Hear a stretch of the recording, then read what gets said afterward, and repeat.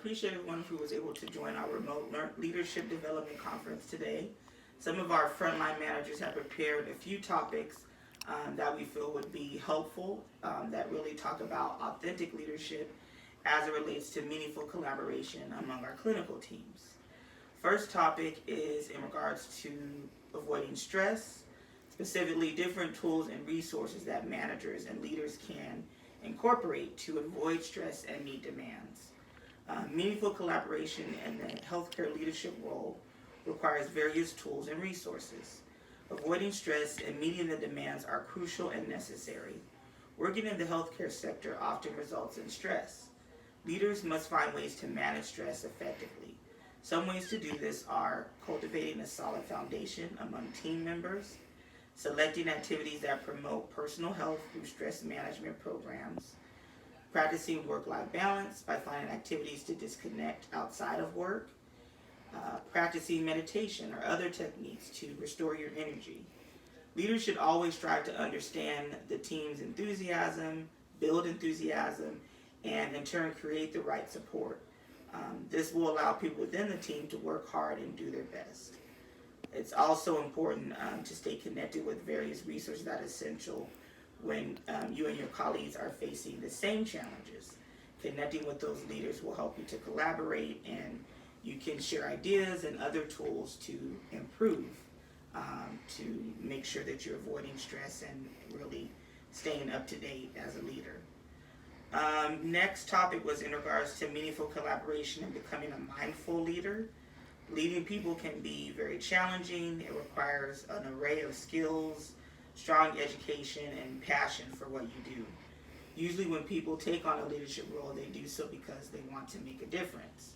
As leaders, we sometimes take for granted that we will work long hours, make sacrifices. There'll be lots of success and failures as well. If we're honest, a high percentage of our leadership role consists of spending the day putting out fires, wasting times doing other work. That is why becoming a mindful leader is important for us to really be successful. Leaders cannot help others before helping themselves. If you truly aspire to be a mindful leader, focus on cultivating mindfulness in yourself before trying to apply it to others. A mindful leader must embody leadership presence by cultivating focus, clarity, creativity, and compassion in their service of others. What is mindfulness? Well, Jon Kabat-Zinn describes mindfulness as the process of paying attention in a particular way on purpose, in the present moment and non-judgmentally. There are a few tips and strategies that we can employ to be mindful. Be here and now. In a leadership role, presence is not a choice, it is a necessity. Plan for presence, create a heartfelt effort to support your team authentically and effectively, and do less with more. So many situations need an ear, not action. Be an active listener before you just react. The next topic was in regards to authentic leadership versus servant leadership. So the main goal of a servant leader is to serve. When you think of it in healthcare terms, it's kind of like a physician. They're there to serve and care for the patient. Authentic leadership really builds trust and creates relationships through honesty. Authentic leaders form ethical foundations, and they're always positive and promote openness. So a true leader would want to incorporate both of these tools to really be effective. Our next topic is in regards to equity versus equality in healthcare.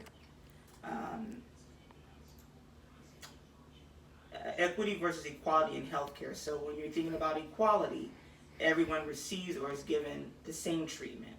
In equity, everyone gets what they really need to achieve their best. So in healthcare, people often use the word equity and equality interchangeably.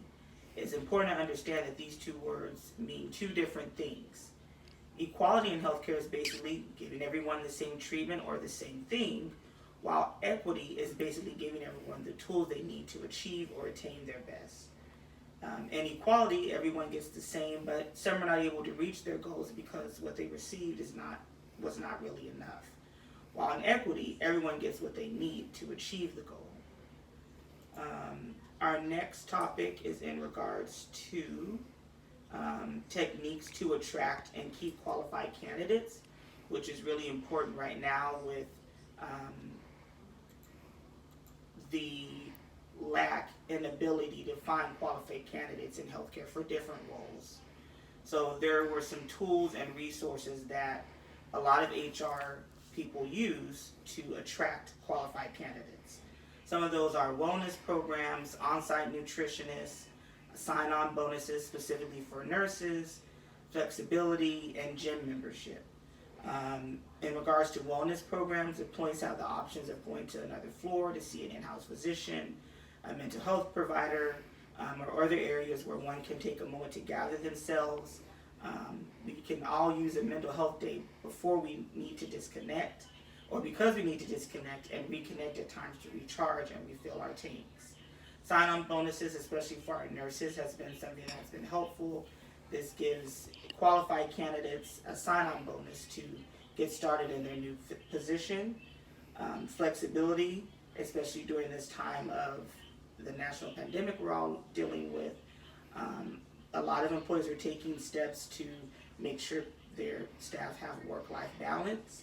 And then there's different things like gym memberships and other things that HR representatives are using to really attract qualified candidates. So I appreciate everybody for listening in, and thank you.